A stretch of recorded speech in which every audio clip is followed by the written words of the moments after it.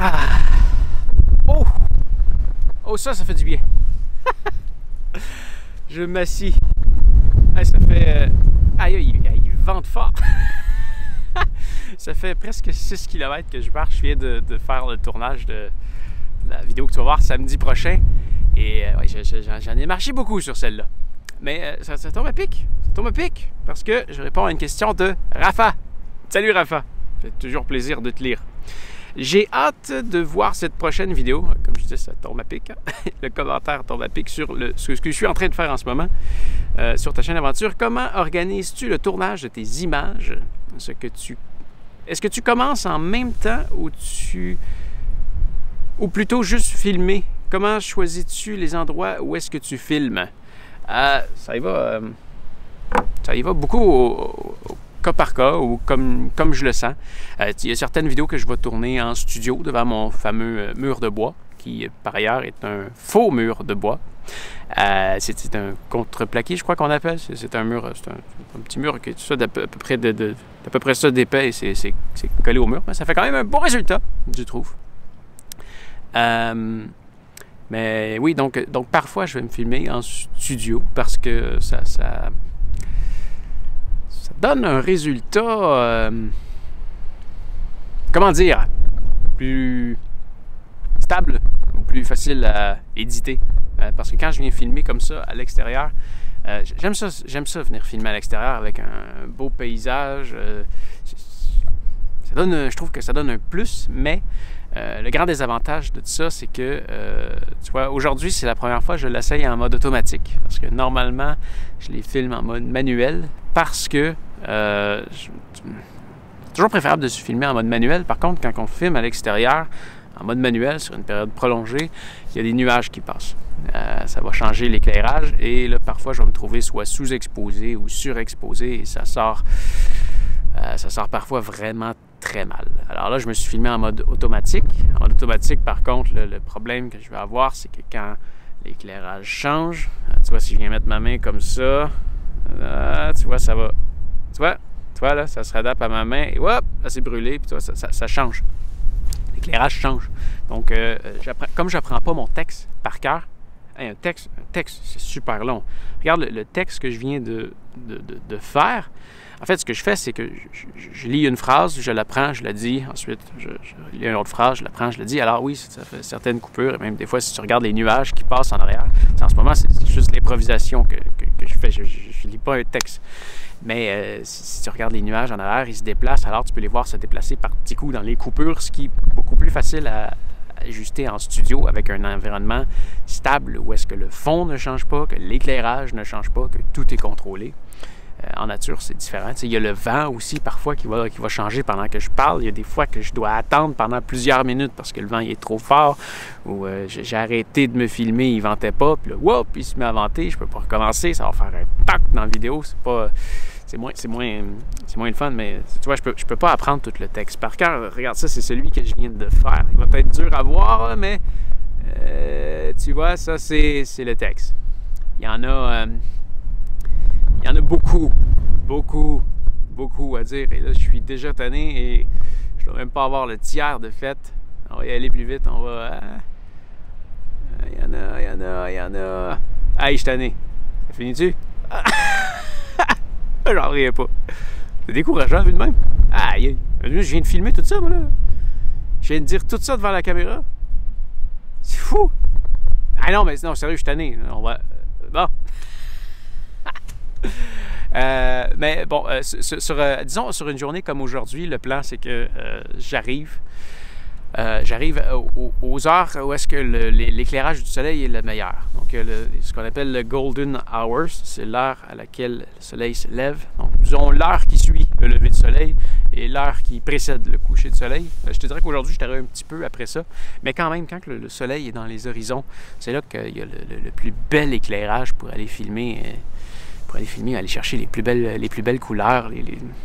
Ça sort toujours mieux tôt le matin, tard le soir, quand il y a du soleil, bien sûr. Donc, c'est la première chose que j'ai faite. J'ai pris les images J'ai fait, dans le fond, j'ai fait à peu près 2 tours des mêmes endroits. Dans la première tournée, ça a été pour capturer ces images-là, là, de gauche à droite, pendant que l'éclairage était à son meilleur. Les images que tu vois au début de la vidéo et pendant la vidéo, qui fait des transitions entre des périodes que je parle. Et ensuite, je vais parler. Comme là, tu vois, quand je viens de finir la vidéo, j'avais un éclairage un peu moins bon. Là, comme en ce moment, tu vois, mes yeux sont très ombragés. En fait, à mon écran en ce moment, c'est pourri ce que je vois. Je vois même pas mes yeux, mais je pense que tu vois. Je pense que tu vois quand même. Là, mon écran donne pas le meilleur résultat possible. Mais ouais, je garde ces éclairages-là pour parler. Mais là, pour ce qui est de la narration, ça va vraiment varier du cas par cas. Quand je veux faire une vidéo où est-ce que je vais m'adresser à toi, quand je veux faire une vidéo qui parle d'un sujet, que je veux parler à la caméra, là, oui, c'est ce que je vais faire. Je vais lire un texte et je vais le dire. Et par contre, il y a des fois où je prévois déjà d'avance qu'à certaines choses que je vais dire, je vais mettre des images par-dessus. Alors là, ce que je fais dans ce temps-là, c'est que je continue à parler devant la caméra avec le même microphone et je vais simplement lire mon texte pendant que je mets des images par-dessus, parce que c'est déjà prévu, plutôt que de faire ce texte-là en studio, dans un autre environnement sonore. Ça ferait en sorte que l'environnement sonore de la vidéo changerait fréquemment, dépendamment de si je parle devant la caméra ou si je fais une narration, et ça ferait un peu bizarre. Alors, je m'assure toujours d'enregistrer ma voix avec le même micro, dans le même environnement sonore, parce que ça varie beaucoup. Juste là, si je mets, mettons, la caméra dans mon auto et que je me filme avec le même micro, l'environnement sonore va être totalement différent. Même chose si je m'en vais à la maison, même chose si je change de pièce, ça se sent quand le micro change de pièce. L'environnement sonore change, ça paraît énormément. Sinon, si on prend des vidéos, des documentaires, comme par exemple la Gaspésie, les pays scandinaves, les Pays-Bas, le Japon à vélo, ces choses-là, à ce moment-là, je vais faire de la narration en studio avec mon microphone pour faire de la narration. Et si je parle devant la caméra, souvent ce que je vais faire, c'est que je vais utiliser des extraits pendant les voyages. Donc, si je repense, mettons, à la Gaspésie, c'est un voyage que j'ai fait avec ma douce et un couple d'amis. Et dans ce temps-là, je ne veux pas arrêter comme là je fais en ce moment. Ça doit faire déjà au-dessus de 5 minutes que je parle à ma caméra, que je te parle. Mais je ne veux pas faire ça pendant que je voyage avec quelqu'un. C'est un peu pénible pour eux. Mais quand même, je vais filmer des images et je vais parler par-dessus plus tard. Et je pense que ta question avait une deuxième partie. Tu disais, j'aimerais faire le même style. J'aimerais faire le même style pour faire découvrir le patrimoine de ma région, que sont les mines de charbon.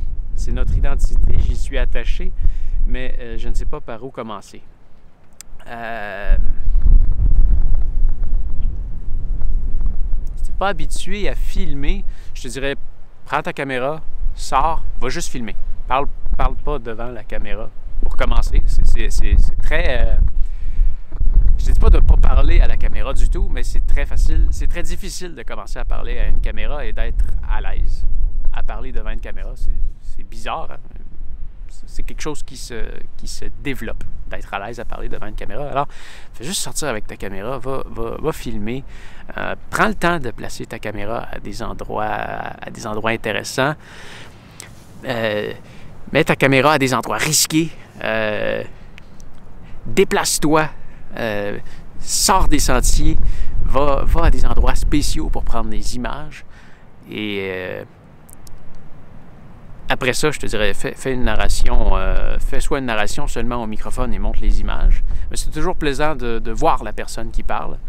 Alors, peut-être, développe-toi une aise pour parler devant une caméra. Tu peux parler en studio ou tu peux peut-être en finale. Tu parles de mines de charbon, je crois que tu disais. Oui, des mines de charbon. Place-toi à une mine de charbon et filme plusieurs images autour. Et rends-toi à la mine de charbon et fais une narration devant caméra. Ça peut être très intéressant. Tu fais certaines parties devant la caméra en parlant au microphone et d'autres parties, tu restes devant la caméra, tu lis ton texte devant la caméra, mais on ne te verra pas à ce moment-là, juste pour garder le même environnement sonore. Voilà. Je crois que ça répond ta question. Je vais regarder s'il n'y a pas d'autres questions. Et je vais peut-être faire une autre vidéo pour demain, ici. Sinon, je vais commencer à rentrer à la maison. Mais, ça fait du bien de s'asseoir. Allez, fais attention à toi. C'était la question de Rafa. Et si tu as une question, n'hésite pas, écris-moi dans les commentaires. Ça me fait toujours plaisir. À demain. Salut.